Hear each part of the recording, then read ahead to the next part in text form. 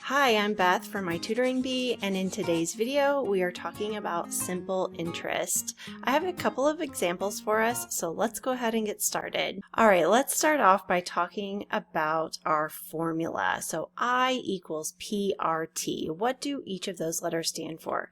I is the interest that you would get from this equation. So it's not the starting amount plus the interest, it's just the interest, okay? P stands for principal, so that's our starting amount. So if you were to put some money in a bank account, that's the amount that you would deposit into that account and then start earning interest on. R stands for rate, the annual interest rate, and we always want to represent it as a decimal. A lot of times it is given to us as a percentage, so we need to make sure to change that percentage into a decimal. If you need a little bit of a review on that, please check out my link in my description. I have a video that I did just recently about how to change percentage to decimals. All right, and then T stands for time, and it is typically in years. If they specify some other amount of time, like monthly or biannually, then you would take that and either divide it by 12 or divide it by 2, depending on how many times per year that happens. But we're keeping it simple with these examples. So let's go ahead and take this information, put it into this equation, and see what kind of interest we get. So let's say our principal is $500. That's the amount that we're going to deposit in a bank account, let's say.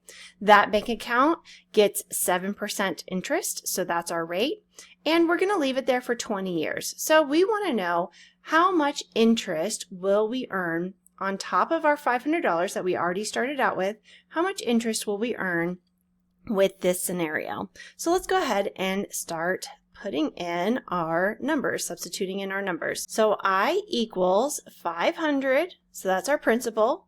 Our rate we want to change into a decimal. So since we don't see a decimal in this already, we know that it appears after the 7.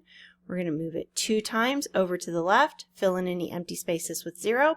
So we're multiplying this times 0.07, and then we're multiplying it times 20 years. So pretty simple, right? So we're just going to go ahead and multiply. Let's see.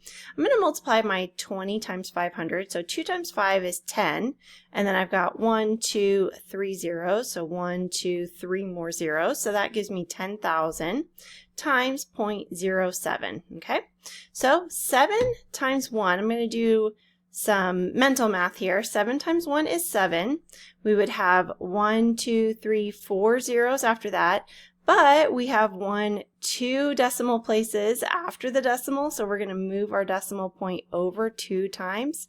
So we would wind up with $700. Again, this is $700 on top of the $500 that we already have in this bank account. So if the questions are asking for what is the total amount that would be in the bank account, we would need to go ahead and add in that initial $500, and this would be our total amount in our bank account.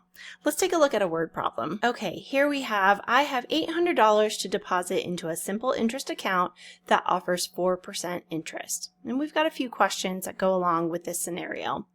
How much interest will I have after 3 years? So let's go ahead and use our I equals PRT formula here. So the question is how much interest. So we want to know what will I equal? So we've got 800 to start with. We are multiplying that 0.04. That's our rate, right? We're going to move that decimal over 2 times. So it becomes 0.04. And then we want to leave it in there for 3 years. So let's go ahead and multiply. 8 times 3 is 24 plus 2 more zeros. So we've got 2,400. And then we're going to multiply that times 0.04. 4 times 4 is 16. 4 times 2 is 8, plus 1 more is 9. Go ahead and move that decimal over 2 times to the left. So our interest is going to be $96. Let's take a look at the next question. How much money will I have in the account after 3 years? So this might seem like the same question. The first question is how much interest will I have? And now in the second question, how much money will I have? Well, we started off with $800. We earned $96 in interest. So we're going to add those together and we get $896. So that's going to be the total amount in the account after the 3-year period. How much more money will I earn if I leave it in the account for 5 years?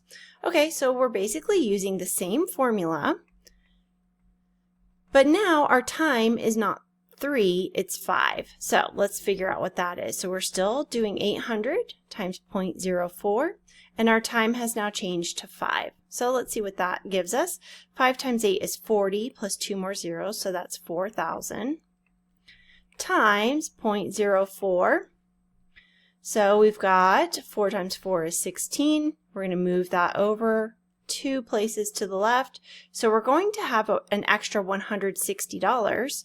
And the question is asking how much more money. So we want to compare these two amounts. So these two amounts, the $96 and the $160. So if after 3 years we would have earned an extra $96, after 5 years we would have earned an extra $160. So let's see what the difference between those are. So we've got 4 there, 15 minus 9 is 6. So we earned an extra $64 by leaving that money in there for an extra 2 years.